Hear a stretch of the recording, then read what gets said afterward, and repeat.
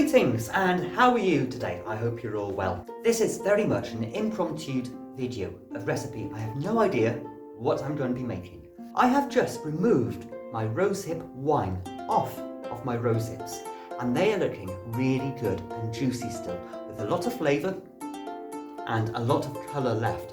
And I think they are too good to put onto the compost heap. So I want to raid my fridge and see what I can make and see what I can shove in here to make an extra rosehip wine using my leftover rosehips and random stuff. So first up, we're going to go to my fridge and empty out all the ingredients that are in there. I have no idea what we might find. It's a bit of an adventure. And whatever I put out the fridge, shove into my buckets, make a soup, make a leftover ratatouille, make a concoction of leftover ingredients, things that are there. Oh, awesome. So come on, come to the fridge.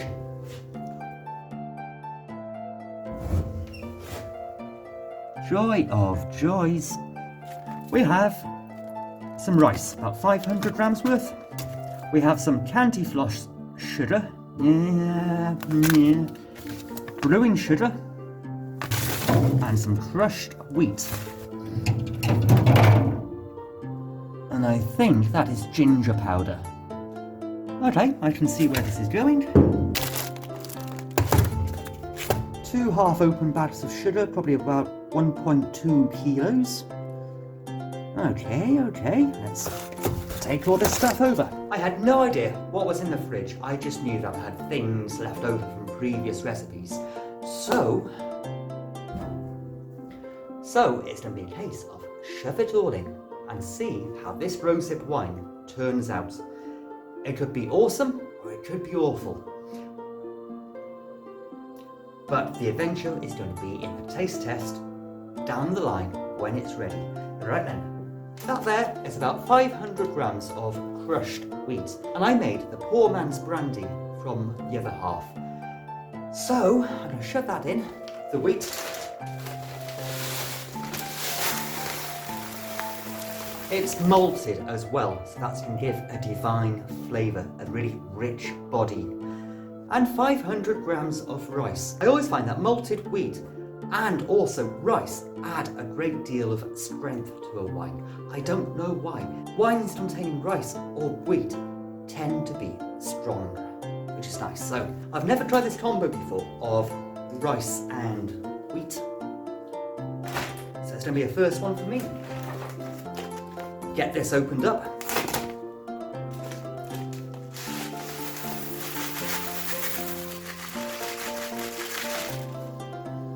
I have no idea what the heck I'm making or why I'm making it, apart from it's an experiment. I love experimentation. It's how you develop new, wonderful, brilliant recipes.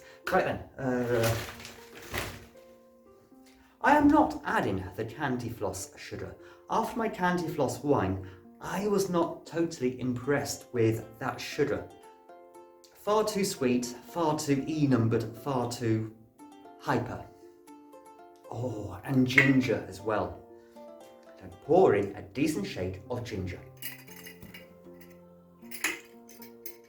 I'm also not using the brewing sugar because I want the added sugar flavour and the sweetness that you get from regular sugar to come into the wine.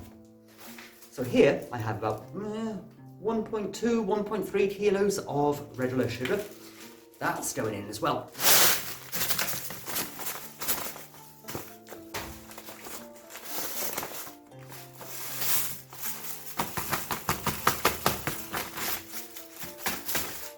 Right, water. I'm going to boil up about 2 litres of water, pour it over. Well, hey, I've just found in my stove a tea bag.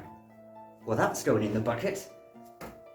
Added tannin. I don't know if it's going to need it with all those rosehips, but hey, why not? I have it.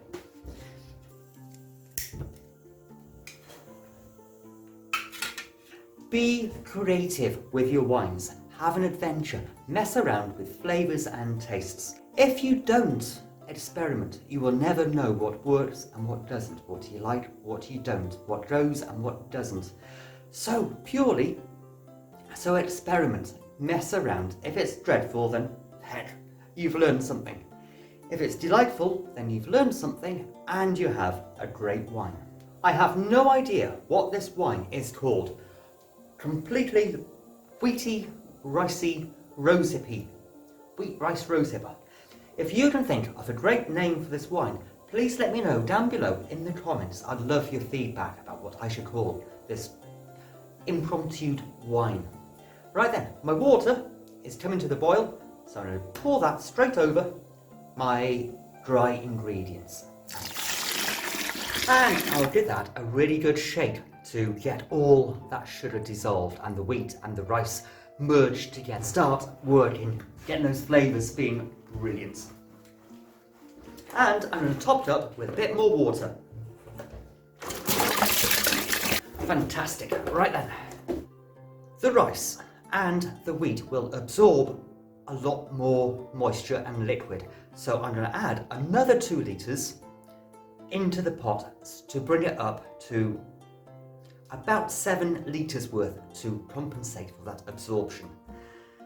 And now, high alcohol wine yeast.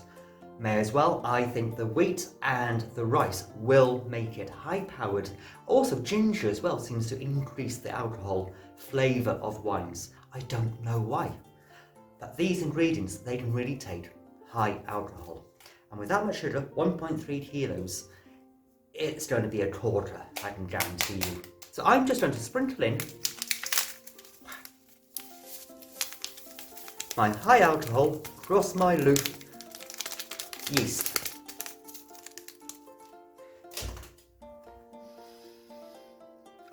Already there's rosehips, there's wheat, there's the rice, this really thick, lovely aroma coming off it.